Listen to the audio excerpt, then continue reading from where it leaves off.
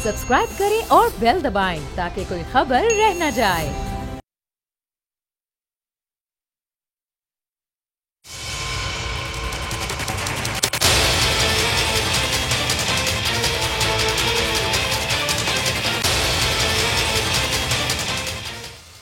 अस्सलाम वालेकुम नाज़रीन, आप देख रहे हैं प्रोग्राम बस बहुत हो गया। मैं हूं किरण नाज। रोयत हिलाल कमेटी ने ईद की मुबारकबाद।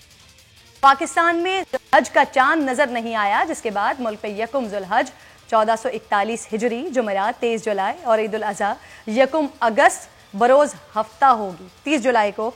तो यानी कि जुल्हज का चांद देखने के लिए मरकजी रोयत हिलाल कमेटी का इजलास कराची में हुआ। सदारत चेयरमैन रोयत हिलाल कमेटी मुफ्ती मुनीबुर रहमान साहब ने की। लाहौर और कोयटा में जुल्हज का चांद नजर आने की कोई शहादत मौसूल नहीं हुई थी, जिसके बाद जोनल कमेटियों ने मरकजी रोयत हिलाल कमेटी को आगाह कर दिया था। पाकिस्तान के साथ साथ भारत में भी जुल्हज का चांद नजर नहीं आया है।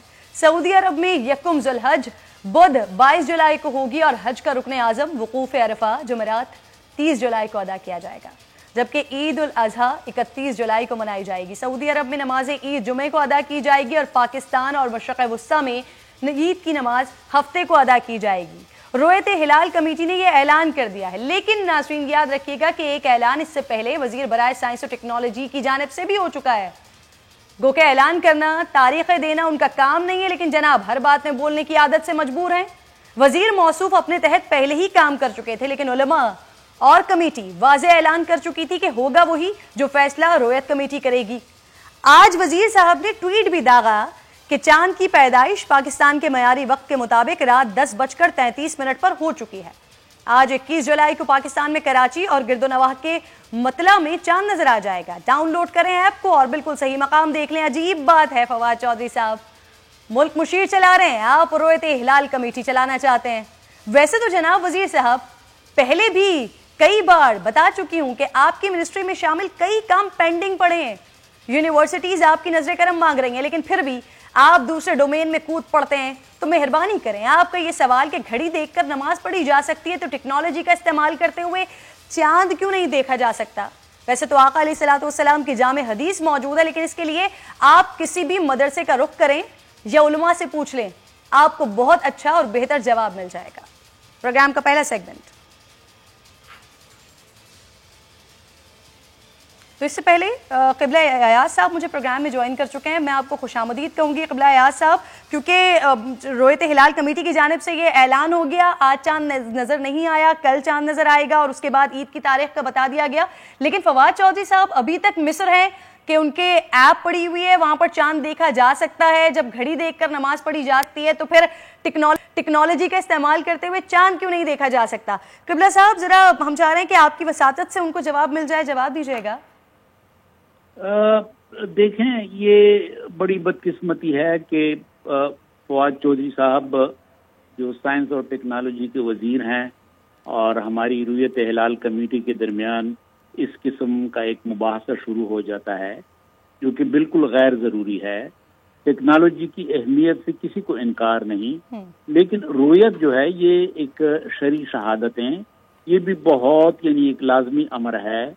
इस वजह से टेक्नोलॉजी की मदद के जरिए अगर चौधरी फवाद साहब ये कह रहे हैं कि आज कुछ इलाकों में दिखाई देने का इम्कान था टेक्नोलॉजी के लिहाज से, स्पेस टेक्नोलॉजी है जिस तरीके से, ये प्रिसीजन बिल्कुल काबिल कबूल है, ये हम सब मानते हैं, लेकिन रोयत भी जरूरी है। तो जब रोयत नहीं हुई तो फिर यकीनन रोयत हिलाल कमेटी जो है ये एक मुसल्लमा कौमी असम्बली की करारदाद के नतीजे में और जो अथॉरिटी हैं यानी वजीर आजम हुकूमत, उस अथॉरिटी के नतीजे में इनका ऐलान किया जाता है, इनकी तकर्री की जाती है, तो फिर फैसला तो वही होगा जो रोयत हिलाल कमेटी ऐलान करे।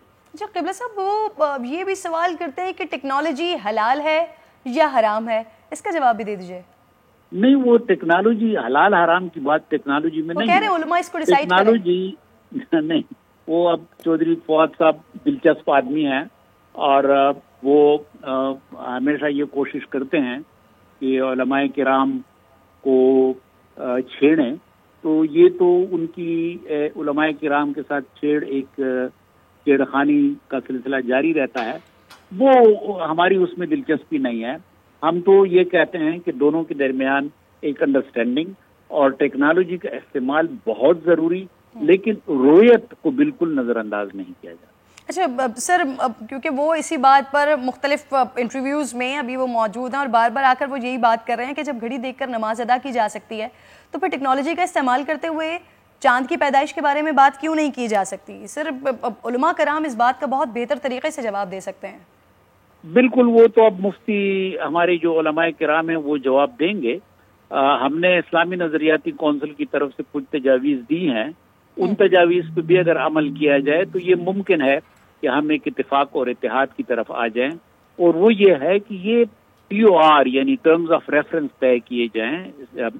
एक तजवीज़ है, मुख्तलिफ तजावीज़ में से ये भी एक तजवीज़ है, और वो ये है कि ये टर्म्स ऑफ रेफरेंस तय किए जाएं कि आया ये जो रोयत है ये सिर्फ पाकिस्तानी हुदूद के अंदर है या जो मसले का तस्वर है, यानी जिन ममालिक के साथ हमारा दिन और रात एक है वहां पे भी अगर चांद दिखाई दे तो फिर वो शहादत हमारे लिए भी काबिल कबूल होगी।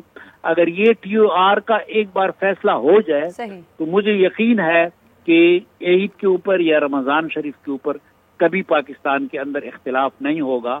जिस तरह अफगानिस्तान ने एक फैसला किया है, अफगानिस्तान ने ये फैसला किया है, अब बेशक वो अलग उनकी एक सूरत हाल है, लेकिन उन्होंने एक फैसला किया है कि हमने ना कोई कैलेंडर इस हवाले से देखना है, ना हमने रोयत का इंतजाम करना है। सऊदी अरब में जो ऐलान हो वही ऐलान अफगानिस्तान में भी काबिल कबूल तस्लीम किया जाएगा। ठीक है, हमारे यहाँ ये सूरत हाल नहीं है, तो इसलिए हमारी तजवीज़ मुतअद्दिद तजावीज़ हैं इस्लामी नजरियाती कौंसिल की, लेकिन एक तजवीज़ जिसमें अहम तजवीज़ ये कि TOR तय कर लिए जाएं ताकि ये मामलात एक ही दफा वंस फॉर ऑल ये क्लियर हो जाए। बहुत बहुत शुक्रिया क़िबला अयाज साहब। वैसे ये बड़ी इंटरेस्टिंग सिचुएशन हुकूमत में कि मुफ्ती पोपल जई के साथ साथ अब फवाद चौधरी साहब भी टफ टाइम दे रहे होते हैं रोयत हिलाल कमेटी के लिए और मुसलसल बात भी कर रहे होते हैं, क्योंकि ये इंपॉर्टेंट था नाज़रीन आगाज़ में इस पर बात करना। प्रोग्राम के पहले सेगमेंट की जानिब आपको लेकर चलती हूँ। नैब के हवाले से जो बात की गई है सुप्रीम कोर्ट में, उस पर रिएक्शन भी लेंगे। ख्वाजा सलमान रफीक साहब साथ मौजूद होंगे। तो नाज़रीन, पाकिस्तान मुस्लिम लीग नवाज के सीनियर रहनुमा ने कौमी एहतिसाब ब्यूरो के इदारे को ख़त्म करने का मुतालबा कर दिया है। ख्वाजा साद रफीक साहब कहते हैं कि पाकिस्तान में ये सब पहली बार नहीं हो रहा। पहले मुल्क के मुंतखब वज़ीर आज़म निकाला गया, फिर खेल आगे बढ़ता गया। वो कहते हैं सुप्रीम कोर्ट का तारीखी फैसला है, ये केस इंसानियत की तस्लील है। फैसला नैब के किरदार और बदकिस्मत सियासी तारीख से मुताल्लिक है। पाकिस्तान बनाने वालों की औलादों के साथ रियासत ने हमेशा बदसलूकी की है। दूसरी तरफ शाहिद खाकान अब्बासी साहब कहते हैं कि नैब ऑपोजिशन रहनुमाओं को पकड़ता है लेकिन हुकूमती लोगों की करप्शन पर खामोश है। नैब के हथकंडे मुल्क की मफाद में नहीं है। 2 साल से जो कह रहे थे अदालत ने फैसले में जाहिर कर दिया। शाहिद खाकान अब्बासी ने कहा कि गवर्नेंस की जगह कम से कम होती चली गई है। सुप्रीम कोर्ट के अल्फाज के बाद हुकूमत नैब बंद करने का फैसला करे। एक तरफ नैब पर तनकीद की जा रही है तो दूसरी वो अपनी कार्रवाइयां भी जारी रखे हुए हैं। नैब ने साद रफीक केस में झाड़ सुनने के बाद LNG केस में साबिक वज़ीर आज़म शाहिद खाकान अब्बासी के असासे मुंजमद कर दिए। इसी पर बात करने के लिए ख्वाजा सलमान रफीक साहब मुझे प्रोग्राम में ज्वाइन कर चुके हैं। बहुत शुक्रिया आपके वक्त का। सबसे पहले तो मुझे ये बताइए सलमान रफीक साहब, जो बातें आज हो रही हैं सर, ये सारी बातें नई नहीं है। नून लीग अपने दौरे हुकूमत में भी ये बातें करती रही है कि नैब सुधरी नहीं तो इख्तियारात को कम कर दिया जाएगा, नैब कवानीन में तरमीम कर दी जाएगी। लेकिन सर हुआ कुछ नहीं, किया कुछ नहीं गया। आज हुकूमत से नैब को बंद करने की बातें की जा रही हैं। सलमान साहब, आप तस्लीम करेंगे सर कि उस वक्त यानी आपकी हुकूमत से गलती हुई है? सर बहुत शुक्रिया मेरी बहन, जो आपने बात की मैं उसकी मुकम्मल तायद करता हूँ। और पॉलिटिकल पार्टीज़ ने वक्त के साथ सीखा है, और अगर हमने कहीं गलती किया तो उसका एतराफ़ ही हमें बिल्कुल जुर्रत के साथ करना चाहिए, क्योंकि जब हुकूमत में तनकीद करते हैं तो जिन पैरामीटर्स पे उन पे तनकीद करते हैं, अगर हमारे दौर में नैब कवानीन में तरमीम नहीं हुई पीपल्स पार्टी या मुस्लिम लीग उनके दौर में, तो उस गलती को एतराफ़ करना पड़ेगा। इंसान गलतियों से सीखता है। अब तहरीक इंसाफ की हुकूमत है, पार्लियामेंट में उनकी ज़ाहिर है कि एक अक्सियत है कुछ हद तक, तो अभी भी पार्लियामेंट को चाहिए कि मिलकर देखें। नैब कवानीन में पहली बात है करप्शन के खिलाफ हर बंदा है, कोई भी जी होश फहम और दानिश वाला शख्स ये कभी नहीं कह सकता कि माशरे को मादर पिदर आज़ाद कर दें। हाँ, रूल ऑफ लॉ होना चाहिए, कानून की हुक्मरानी होनी चाहिए। जब हम नैब की बात करते हैं तो ज़ाहिर है इस वक्त जो केसेस के फैसले सामने आए हैं गुज़श्ता 1-1.5 साल में, चाहे वो ऑनरेबल हाई कोर्ट्स हों या ऑनरेबल सुप्रीम कोर्ट्स हों, उनमें मुअज़्ज़िज़ जज साहबान ने जो डिटेल उसके फैसले किए हैं, ज़मानत की, या बाज़ का लोग 5-5, 7-7, 4-4, 3-3 साल जेल काटने के बाद एहतसाब अदालतों से बरी भी हुए हैं। तो जरूरत इस अमर की है कि या तो इसको नए सिरे से इसको बनाया जाए या पार्लियामेंट इसे बहस करके कानून साजी करे। ये बात सिर्फ पॉलिटिशियंस की नहीं है, ये पाकिस्तान में रूल और लॉ का मसला है। तो कानून मुझ पे भी लागू होना चाहिए, कानून नैब पे भी लागू होना चाहिए और कानून सब पे मेरी बहन लागू होना चाहिए। मैं एक बात आपको जरूर बताना चाहूंगा, मैं चूंकि जेल मैंने काटी 14 माह 2 माह मैं रिमांड पे था ठोकर न्याज बेग जो नैब का ऑफिस है, तो मेरे साथ और जो लोग थे बहुत बड़ी तादाद थी लोगों की। और ये बात हैरानी की है कि बास क्लर्क थे, स्टेनो थे, कोई मोटरसाइकिल के केस में लोग अंदर थे, लोगों के पास फीसें तक नहीं थी कि अपने वकला की अदा करें। तो जब हम नैब लॉ की बात करते हैं तो उसमें हम खास तौर पे कहते हैं कि जज साहबान को मजबूत करें, अदालतों को मजबूत करें, अदालतों को हक दे। तो नैब के ऑफिसर्स का जो दायरा कार है वो महदूद होना चाहिए, तफ्तीश वो बिल्कुल करें, लेकिन अकाउंटेबिलिटी के जो उसको रेगुलेट करना है, यानी जमानत का जो इख्तियार है वो एहतसाब कोर्ट के मुअज़्ज़िज़ जज साहब को मिलना चाहिए, फिर उसके बाद अपील हाई कोर्ट हो, फिर उसके बाद अपील सुप्रीम कोर्ट हो। क्योंकि वजह यह है मेरी बहन कि हाई कोर्ट में जब हम जाते हैं या सुप्रीम कोर्ट में जाते हैं तो शायद मैं तो देखें अफोर्ड कर लूं, लेकिन एक शख्स को क्लर्क है या स्टेनो है या सरकारी अफसर है, बहन फीस देना बहुत बड़ा मसला है। मैंने तो अपनी आंखों से ये चीजें देखी हैं। तो पहला उसका जो हक है एहतसाब कोर्ट का, एहतसाब कोर्ट के जज होते हैं वो सेशन जज साहब के लेवल के जज होते हैं, तो उनको एक तो राइट मिलना चाहिए। फिर उसमें कुछ डिटेल्स हैं कि किन केसों में नैब को जाना है और किन केसों में नैब को नहीं जाना। तो ये मेरा ख्याल पार्लियामेंट में बहस होनी चाहिए। अगर मुस्लिम लीग नून ने या पीपल्स पार्टी ने उस पर डिले किया, जब तहरीक इंसाफ ये ना करे, अब तीनों चारों पांचों जितनी भी यहाँ पे जमातें बैठे और नैब के इश्यूज पे कंप्रीहेंसिव डिस्कशन के बाद, कंसेंसस के बाद इसको फैसला कर देना चाहिए। अच्छा सलमान साहब, मुझे याद पड़ता है सर, जिस वक्त ये ताज़ा नवाज वाला मामला चल रहा था तो उस वक्त एवन फील्ड अपार्टमेंट के बाहर नवाज शरीफ साहब से सवाल हुआ था नैब कानून के हवाले से, तरमीम के हवाले से, तो उन्होंने कहा कि हम तो भुगत चुके हैं, अब ये लोग भुगते हैं, यानी जो नई हुकूमत आई है वो लोग भुगते हैं। तो सर नवाज शरीफ उस वक्त ये कह रहे थे यानी कि वो इस चीज़ के ख्वाहिशमंद नहीं थे कि नैब कवानीन में तरमीम होनी चाहिए, लेकिन अब शाहिद खाकान अब्बासी साहब जो कि खुद भी सबक वज़ीर आज़म रहे हैं, उनकी जानिब से ये बात की गई है। तो नवाज शरीफ साहब के साथ, उनकी अंडरस्टैंडिंग के साथ ये बात की गई है, या मियाँ साहब मान जाएंगे इस बात पर? देखिए, मियाँ साहब की शख्सियत का जो पहलू है, ज़ाहिर हम सब लोग उनके साथ दहाइयों से काम कर रहे हैं। बड़े मियाँ साहब हों, शहबाज साहब हों, मेरा नहीं ख्याल कि खुदा न खासा किसी के खिलाफ वो इंतकामी कार्रवाई रखते हैं, क्योंकि मेरी जमात, मेरी क़यादत, मेरे समेत, मेरे भाई समेत हम ये समझते हैं कि इंतकामी कार्रवाई एक दूसरे के खिलाफ नफरत और एक दूसरे के खिलाफ जो डिस्टेंस है और इल्ज़ाम तराशी है, उसका फ़ायदा मुल्क के आम आदमी को तो नहीं है। मेरी बहन, हम जो डिस्कशंस करते हैं शाम को और एक दूसरे पे इल्ज़ाम तराशी करते हैं, आप मुझे खुद बताइए उसका एक आम गरीब आदमी को या पाकिस्तान के कर्जे कम होने में या पाकिस्तान की इकोनॉमिक ग्रोथ में या हेल्थ में या एजुकेशन में या एग्रीकल्चर में या डैम्स में, इन सब चीज़ों से क्या ताल्लुक है? लोग जमहूर और जमहूरियत पे उस वक्त मुकम्मल यकीन करेंगे ना जब पॉलिटिकल पार्टीज उनको डिलीवर करेंगे। तो पॉलिटिकल पार्टीज अगर तो हम आपस में लड़ते रहेंगे, दस्तों गिरेबां रहेंगे, और हम बार बार, जो इमरान खान साहब को शहबाज साहब ने अपनी पहली तकरीर में कहा था कि हम माशी एक रोड मैप बनाते हैं, माशियात पे हम मिलकर इकट्ठे चलते हैं। खान साहब का एक अपना एजेंडा ज़ाहिर है, वो नहीं, वो तो अपोजिशन के जोमा से हाथ मिलाने के लिए भी तैयार नहीं है। उनका एक अपना स्कूल ऑफ थॉट है, वो अपने स्कूल ऑफ थॉट पे चल रहे हैं, हम उसको दुरुस्त नहीं मानते। लेकिन हम ये जाती तौर पर समझते हैं कि इंतकामी कार्रवाई का सिलसिला बंद होना चाहिए, और सिर्फ इस दौर में नहीं बंद होना चाहिए, किसी का भी दौर हो, वो मेरी जमात का दौर हो, वो पीपल्स पार्टी का दौर हो, गलत इंतकामी कार्रवाई नहीं करनी चाहिए। कानून जो है उसकी बालादस्ती होनी चाहिए, कानून में इंप्रूवमेंट होनी चाहिए, और फिर कोर्ट्स में उनके पास इख्तियार है मेरी बहन कि वो फिर जो फैसला करें उसको मन तस्लीम किया जाए। बिल्कुल ठीक है। अच्छा सलमान साहब, मुझे बताइए सर, 1 साल से जायद आप लोग जेल में रहे, यकीनन बहुत परेशान कुन हालात होंगे। उस दौरान सर नून लीग की मरकजी क़यादत से रब्ता रहा, वो आते रहे मिलने? जी जी जी बहन, मैं आपको बताना चाहूँगा, 16 माह का अरसा है, 2 माह मैं नैब में हूँ, 52 दिन, और उसके बाद 14 माह का जायद अरसा है वो जेल में है। शहबाज साहब और हमजा भाई तवातर से आते थे, और शहबाज साहब ने जब तीसरी दफ़ा लेटर लिखा होम सेक्रेटरी साहब को, तो फिर हमारी मुकम्मल मुलाकातों पर ही पाबंदी लगा दी गई।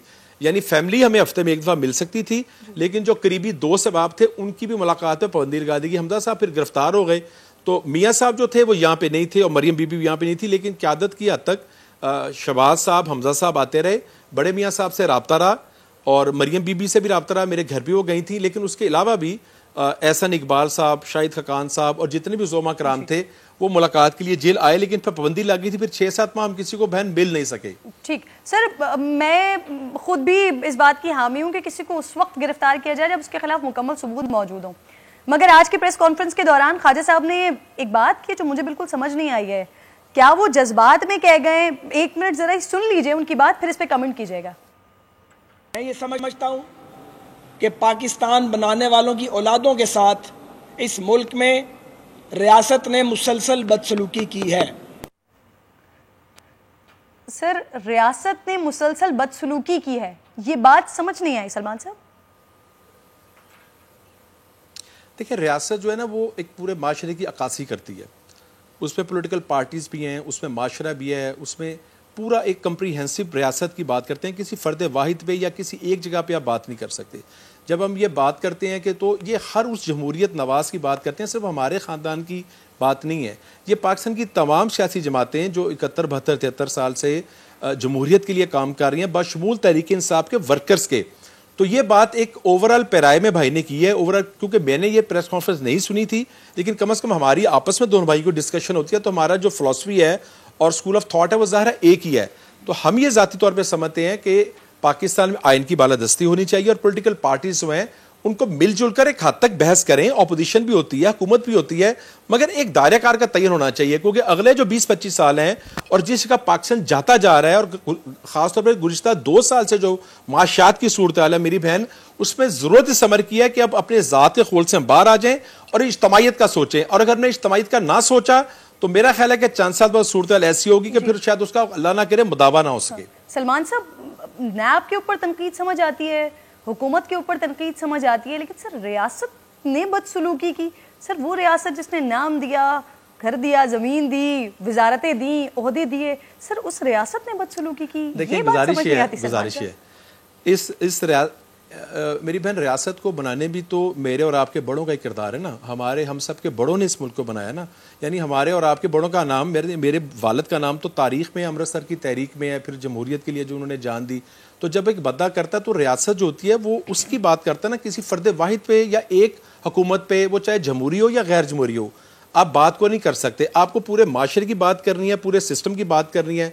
72-73 साल में, और हो सकता है उसमें मैं भी जिम्मेदार हूं, हम सब इस बात के जिम्मेदार हैं कि हमने पाकिस्तान को उस लेवल तक नहीं पहुंचाया। और आज जो फिक्र की बात है, यानी मुझे जैसे सियासी कारकुन के लिए ये बहुत ज्यादा शौक या खुशी की बात नहीं है कि मुस्लिम लीग नून ने कल को इक़्तिदार में आना है या पीपल्स पार्टी ने आना है या तहरीक इंसाफ ने रहना है। मेरे जैसे सियासी कारकुन के लिए अहम बात, या मैंने एमपीए बनना है या वजीर बनना है, अहम बात है कि पाकिस्तान ने मुस्तकबिल में मेरी बहन किस हद तक तरक्की करनी है या खुदा ना खासा इन्हतात करना है।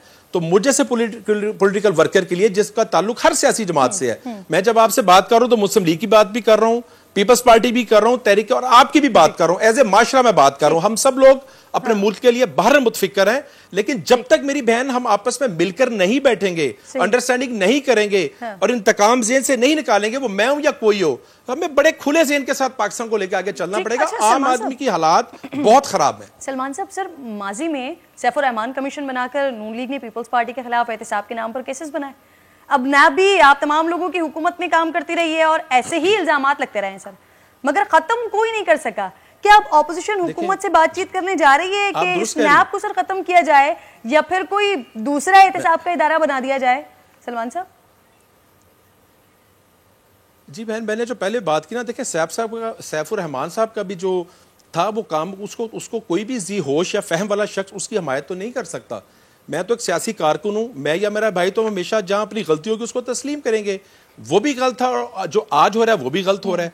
तो हमने देखिए माजी से सीखना है। एक तो है कि हम एक दूसरे की बहस करें, एक दूसरे के ऊपर कीचड़ फेंकें, एक दूसरे की टांगें खींचें, तो उससे फायदा माशरे को या कौम को तो नहीं होगा और ना ही मेरा ख्याल उसका एक अच्छा असर जो है वो पब्लिक में जाएगा। तो जरूरत इस समर की है कि माजी के तजर्बा से तमाम पॉलिटिकल पार्टीज सीखें और उसके बाद एक नया रोड मैप दें। एहतसाब का सिर्फ नया रोड मैप ना दें, माशियात का भी दें, हेल्थ का भी दें, और भी अदारों का दें, और भी जो एजुकेशन है, एग्रीकल्चर है, पानी के इश्यूज हैं, हाइडल इश्यूज हैं, हमारे जमहूरियत का मसला है, जो आजादी अजहार जो है आपका, मीडिया की आजादी का, इन सब पे बैठ के हमें बात करनी चाहिए बहन। ठीक। अच्छा सलमान साहब, ईद के बाद क्योंकि एपीसी की बातें हो रही हैं, वफाक को घर भेजने की बातें हो रही हैं, अगर वफाक में सिर्फ तब्दीली नहीं ला सके तो क्या पंजाब असेंबली में किसी किस्म की तब्दीली मुमकिन है, क्योंकि वहां शायद ज्यादा खतरा समझती है पाकिस्तान तहरीक इंसाफ? देखिए, जो भी कोई कॉन्स्टिट्यूशनल वे है या डेमोक्रेटिक वे है वो तो अपोजिशन को करना चाहिए।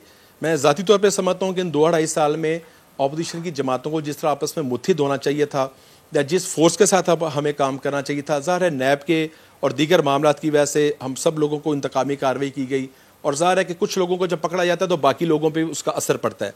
लेकिन मेरा ख्याल है ईद के बाद एपीसी होनी चाहिए, एपीसी बहुत कंप्रीहेंसिव होनी चाहिए, उसमें हुकूमत को भेजने का ज़ाहिर है बात ज़रूर की जाएगी, लेकिन आईनी तरीके से की जाएगी। लेकिन मेरा ख्याल है कि एपीसी में यह भी डिस्कशन करनी चाहिए कि मुल्क जिस सिमत में जा रहा है उस सिमत को सही सिमत पे किस तरह लेके आना है।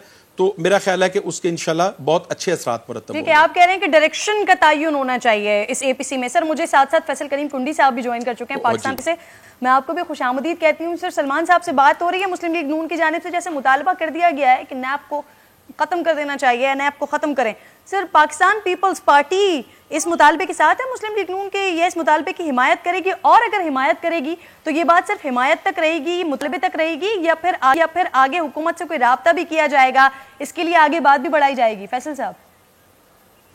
बिस्मिल्लाहिर्रहमानिर्रहीम। देखें, पाकिस्तान पीपल्स पार्टी तो पहले दिन से नैब की मुखालफत की, जब हमारी हुकूमत थी उस वक्त भी हम चाहते थे कि नैब को ख़त्म होना चाहिए, लेकिन उस वक्त हमारे पास इतनी मेजॉरिटी नहीं थी कि हम कॉन्स्टिट्यूशन अमेंडमेंट कर सकें, और हमारे जो एलाइज थे और तेरा पोजीशन उस वक्त PMLN थी वो भी उस पर एग्री हमारे साथ नहीं हो रही थी, तो हम नहीं कर सके। लेकिन उससे भी अगर आप देखें कि हमारे दौर में कोई 5 साल दौर में पॉलिटिकल विक्टिमाइजेशन नहीं हुई और कोई पॉलिटिकल प्रिजनर नहीं था। उसके बाद PMLN की हुकूमत आई तो उस वक्त भी ये नहीं खत्म हो, लेकिन अब PMLN का और हमारा तो पहले से मुतालबा था, और आपने प्रेसिडेंट हजारी साहब की स्टेटमेंट सुनी होगी कि मईशत और नैब इकट्ठे नहीं चल सकती। वो इसमें बात थी कि देखें, आज भी अगर आप नैब को देखें वो पॉलिटिकल विक्टिमाइजेशन के इस्तेमाल हो। आज रिसेंटली एक फैसला हुआ है हमारे पार्टी के KPK के ज़ियाउल अफरीदी साहब को जो है वो बाइज़त बरी किया गया था, जो 5 साल उनके खिलाफ केस चलाया गया और जो है उनको बाइज़त किया।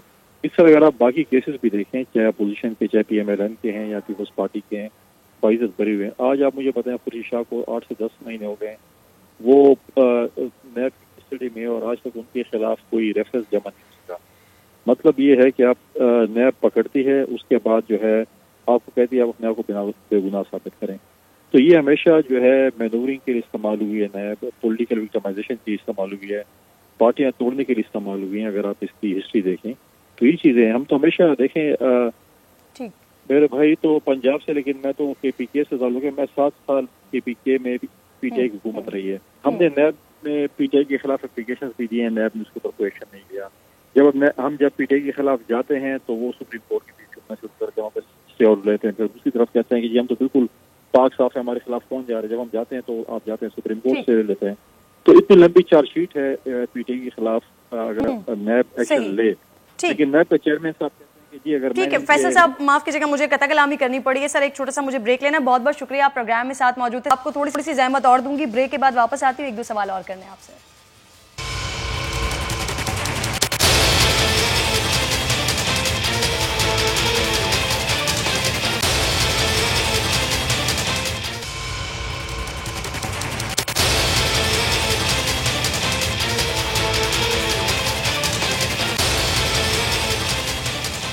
वेलकम बैक वंस अगेन नाज़रीन। सलमान रफीक साहब मेरे साथ प्रोग्राम में मौजूद हैं। सलमान साहब, सर एक खबर और भी है जिसने मुझे हैरान किया है। कल नून लीग और पाकिस्तान पीपल्स पार्टी ने मिलकर चलने का ऐलान किया।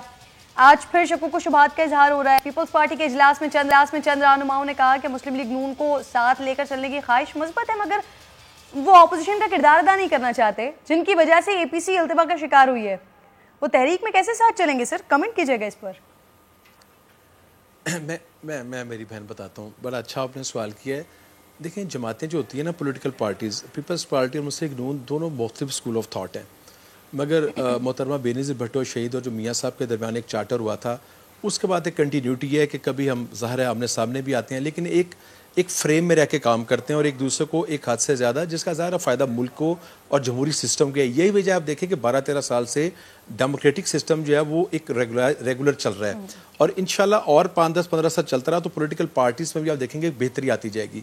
अब जो आपने बात की है, जो पाकिस्तान पीपल्स पार्टी की आज की मीटिंग में बातें की गई हैं, ज़ाहिर है उनके जो कायदीन हैं उन्होंने आपस में खुल के डिस्कशन करनी है।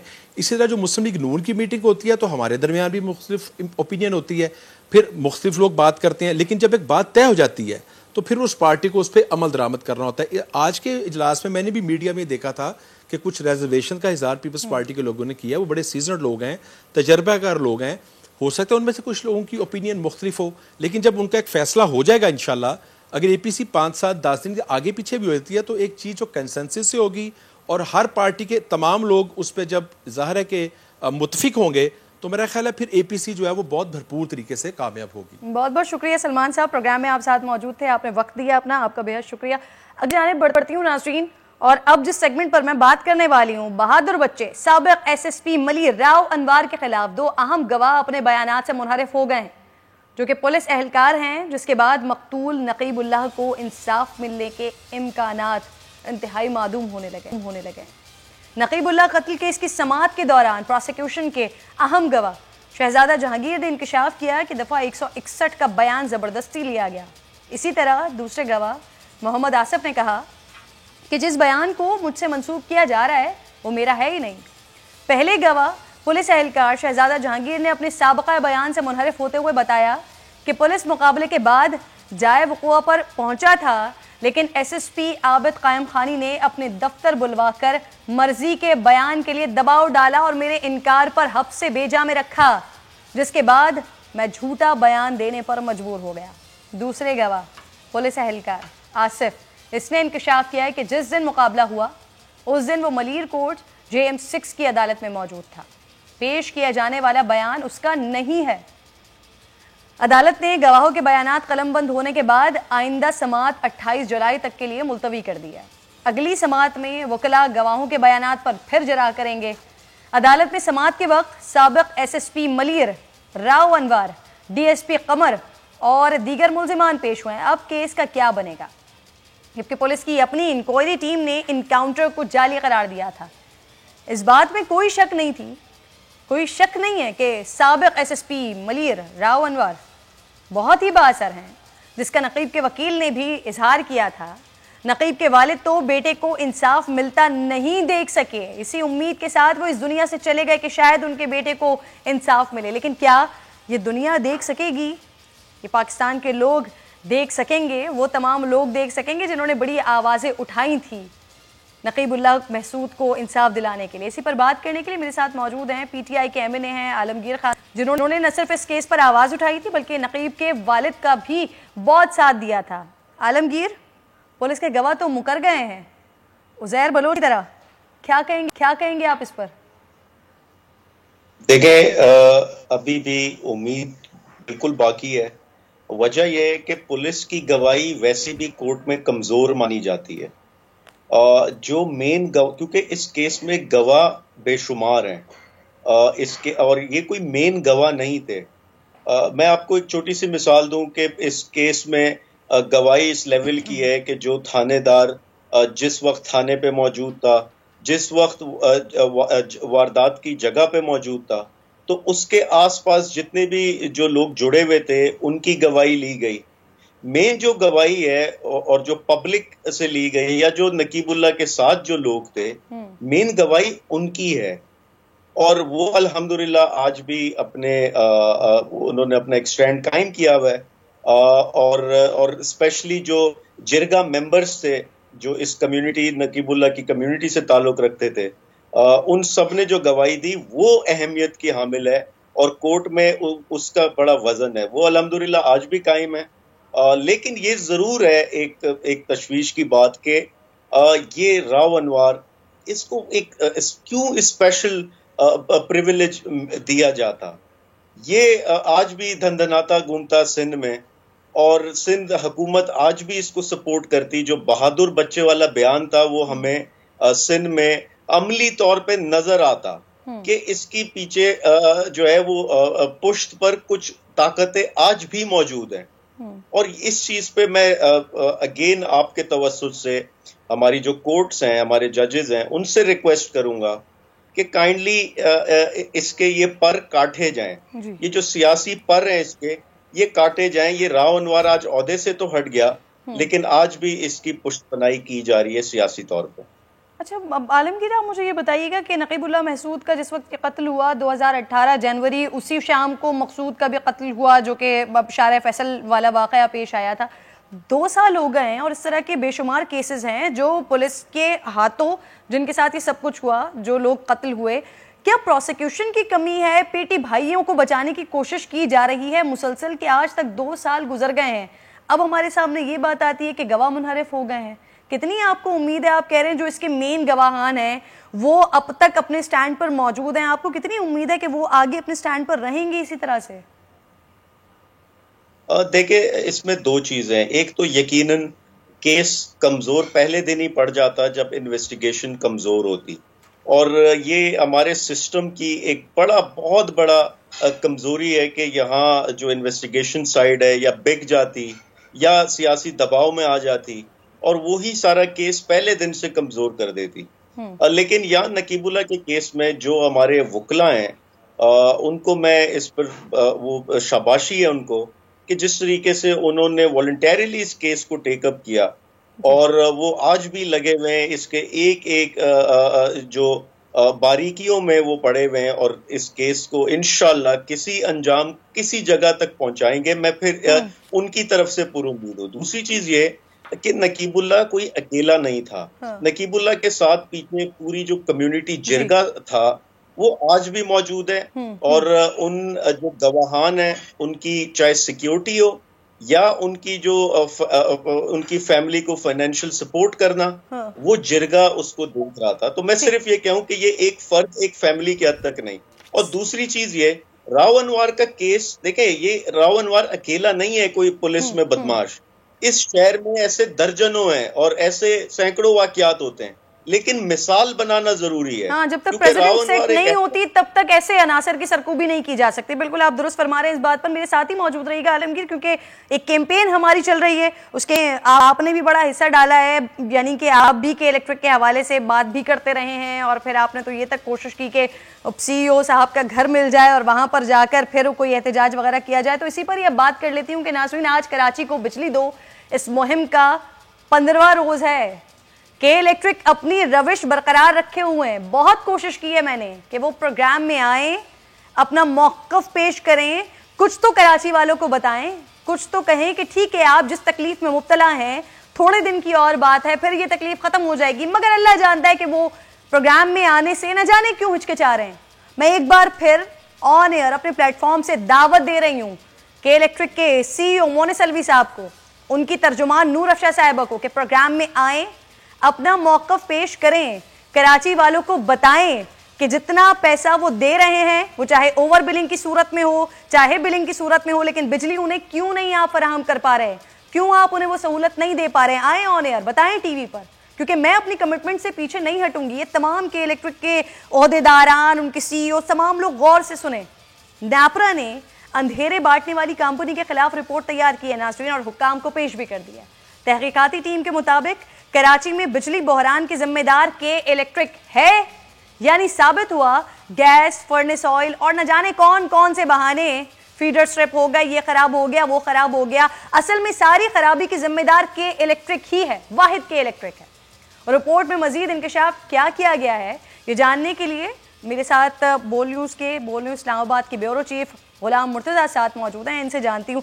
बताइएगा गुलाम मुर्तज़ा, क्या बताया गया है कि इलेक्ट्रिक के कारनामे के हवाले से नैब की रिपोर्ट में?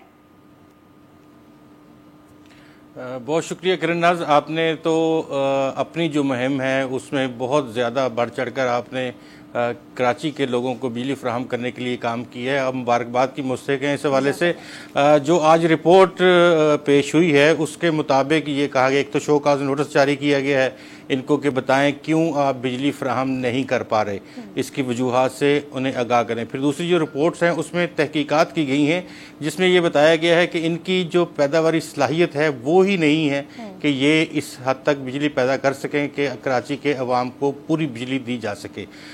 दूसरी बात यह है कि इनके पास जो ट्रांसमिशन लाइंस हैं, जिस तरह से वफाक की जानिब से इन्हें 650 मेगावाट बिजली बहुत सालों से जो है सब्सिडाइज रेट्स पर दी जा रही है, और गुज़िश्ता महीने इनको 150 मेगावाट मज़ीद ECC ने मंजूरी दी थी, और 800 मेगावाट के करीब बिजली का इनको कहा गया है कि कराची इलेक्ट्रिक को सप्लाई की जाए। लेकिन कराची इलेक्ट्रिक सप्लाई के पास, कराची इलेक्ट्रिक के पास यही बिजली वफाक से उठा के, नेशनल ग्रिड से उठा के कराची के शहरियों को देने के लिए सिस्टम मौजूद नहीं है। और कभी 400 मेगावाट उठाते हैं, कभी 600 मेगावाट उठाते हैं, कभी 650 मेगावाट उठाते हैं। इस तरह से ये 800 मेगावाट बिजली वो ही नहीं उठा पा रहे। तो अपने सिस्टम की ये कैपेसिटी किस तरफ जाएगी? यहाँ मैं आपको इस तरह का शो का नोटिस आज दिया गया है। आपको याद होगा कि गुज़िश्ता साल सितंबर में इनके ऊपर जो नेपरा है उसने कहा था कि आपने 35 लोग जो हलाक हुए थे कराची में बिजली की तारों के हवाले से, कहा था कि डायरेक्ट के इलेक्ट्रिक इसमें जिम्मेदार है। बिल्कुल। अच्छा गुलाम मुर्तज़ा साहब, मुझे ये बताइए, जो चीजें आपने बताई हैं ये वो तमाम बातें हैं जो ऑब्वियसली नेपरा में भी डिस्कस हुई हैं, फिर वजीर तवानाई ये पार्लियामेंट में भी बात कर चुके हैं कि सिस्टम ही नहीं है उनके पास अपग्रेडेड, तो वो करेंगे क्या? बिजली उनको दें कहां से, फराहम कहां से करें? ये जो रिपोर्ट सामने आई है सर, इसमें क्या कोई के इलेक्ट्रिक के खिलाफ इक़दामात करने के लिए कोई सिफारिश की गई है? जी बिल्कुल, जिस तरह से ये, क्योंकि इनकी कैपेसिटी जो है वो नहीं है और 2005 से लेके अब तक इनको जितनी बिजली पैदा करनी थी वो इन्होंने पैदा नहीं की, जो प्लांट्स लगाने थे वो नहीं लगाए। और उसके बाद बतदरीज अगर आप डेट टू डेट भी कहेंगे तो इनके मुआहदे जो हैं वो मौजूद हैं कि इन्होंने कितनी बिजली जो है वो प्रोवाइड करनी थी। 3100 मेगावाट तक की डिमांड है इस वक्त भी कराची में, और लेकिन वहाँ पे बिजली ज़्यादा से ज़्यादा 2400 से 2500 मेगावाट तक ये प्रोवाइड कर पा रहे हैं, वो भी बड़ी मुश्किल से। और बहुत सारी जगहों पे 12 घंटे लोड शेडिंग है, 8 घंटे लोड शेडिंग है। तो ये सूरत हाल जो है इस वक्त इस कदर ख़राब है। इनको सिर्फ जुर्माना करेंगे कि इलेक्ट्रिक को जुर्माना किया जाएगा, लेकिन जुर्माने में कोई भी हल नहीं है कराची के लोगों के लिए कि उनको बिजली कहां से मिले। इसी तरह एसएनजीपीएल की रकम इन्होंने अदा करनी है, कैसे किया जाएगा ये कुछ भी कर नहीं है। बहुत शुक्रिया आपका गुलाम मुर्तज़ा, आप साथ मौजूद है। आलमगीर आप साथ ही मौजूद हैं। एक ब्रेक ले रहे हैं छोटा सा, वापस आती हूँ फिर इस पर बात करते हैं।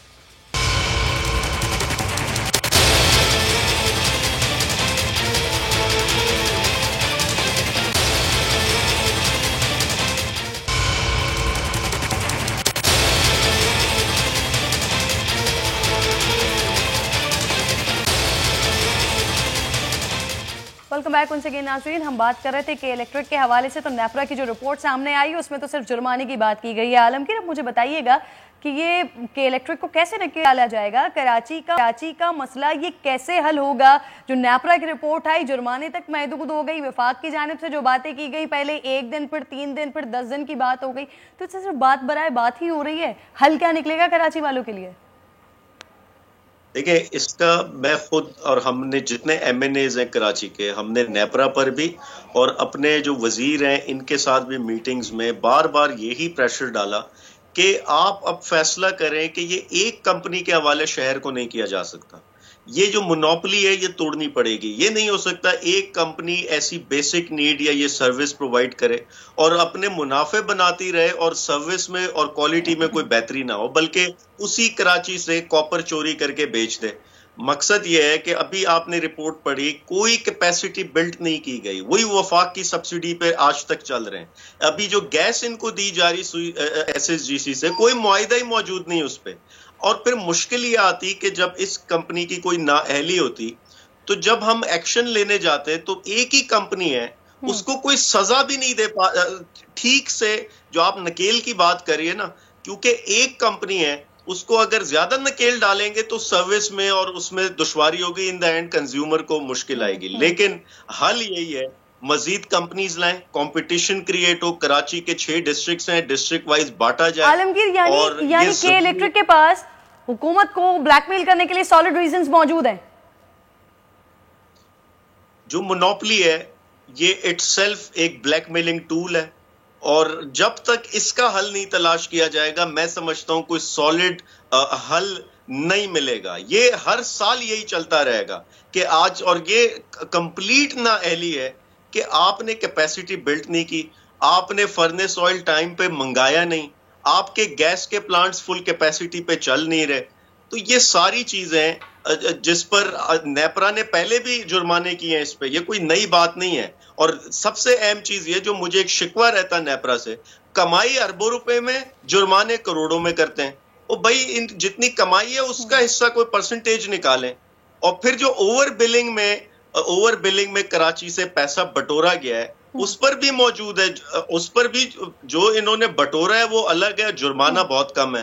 तो अब लेकिन एक जो अच्छा साइन है इस वक्त, जिसको मैं शेयर करूंगा आपसे, कि अब वो दौर गया कि के इलेक्ट्रिक में सियासी जमातों की या जो हुकूमती जमात है उनके लोगों के रिश्तेदारों की भर्तियां हुई हों, या वो ब्लैकमेल हो रहे हों, या उनके रिश्तेदार या दोस्तियां चल रही हों।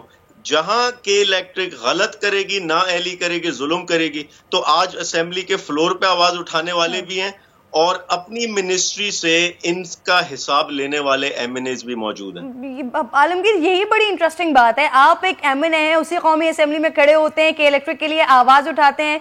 जो बातें आप कर रहे हैं, कैपेसिटी बिल्ड नहीं की गई, जुर्माना करने से कोई फायदा नहीं होगा, आपको एक एमएनए होते हुए, उसी हुकूमत के होते हुए आपको ये बात मालूम है। ये बात असद उमर साहब को, वजीर तवानाई उमर अयूब साहब को, इन लोगों को नहीं मालूम कि सिर्फ और सिर्फ ये जुर्माने करने से कोई फर्क नहीं पड़ेगा। Sir, once for all, fair enough, कोई हतमी फैसला क्यों नहीं किया जाता के इलेक्ट्रिक के लिए?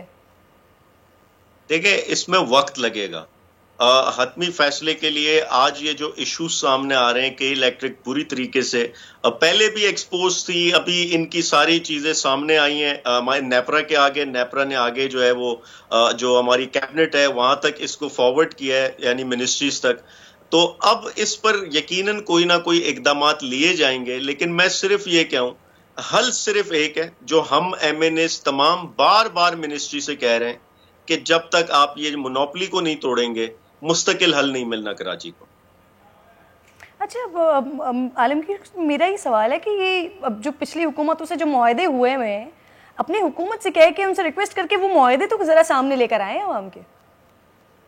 उस पे तो आप एक इंतहाई कोई बेवकूफाना अहमकाना हरकत की मोहतरम बिलावल भुट्टो साहब ने। उन्होंने अपनी प्रेस कॉन्फ्रेंस में लहराते हुए एक FIA की इन्वेस्टिगेशन रिपोर्ट दिखाई कि ये इमरान खान का चट्टा। ओ भाई, उसमें इनके वालिद साहब जब प्रेसिडेंट थे, इनकी जमात वफाक और सूबे में थी, 2008 से 2013 तक के तमाम जो करप्शन थी, तमाम जो डाकू राज था, कि किस तरीके से के इलेक्ट्रिक के अफसर को SSGC पर तैनात किया गया, किस तरीके से PSO ने, हुकूमत इनको खुद ऑयल खरीद के देती है के इलेक्ट्रिक को, किस तरीके से इनकी भर्तियां होती थी, वो सब का चट्टा बट्टा डाकू राज मौजूद है उस। तो आप वो इन्वेस्टिगेशन रिपोर्ट जो है वो हमने, मीडिया ने शाया भी की, मुख्तलिफ प्रोग्राम्स हुए उस पर। मैंने खुद असेंबली के फ्लोर पे डिमांड की स्पीकर साहब से कि उसको पब्लिक करें और इधर बहस होनी चाहिए इस रिपोर्ट पे, ताकि ये माजी का जो किरदार रहा है ये, और याद रहे अबराज ग्रुप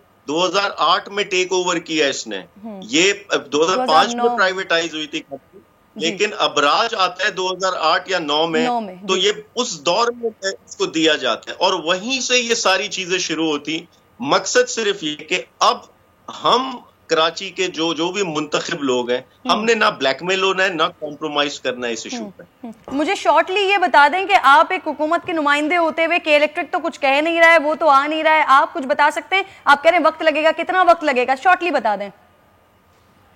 एक तो आपका प्रोग्राम माशाल्लाह, बहुत से लोग डर के मारे नहीं आते आपके प्रोग्राम में, तो खैर मैं वक्त का कोई तायुन नहीं कर सकता। ये तो हमारे जो बिजली के मिनिस्टर हैं वो बताएंगे कि कब तक मामला सॉर्ट आउट होंगे।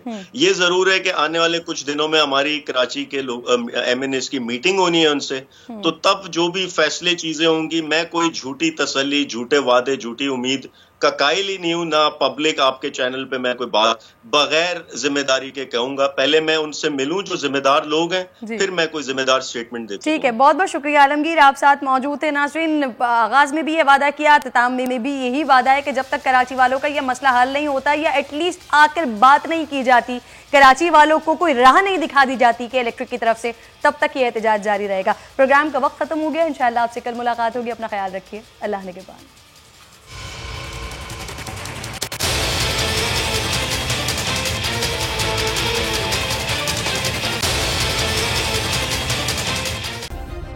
सब्सक्राइब करें और बेल दबाएं ताकि कोई खबर रह न जाए।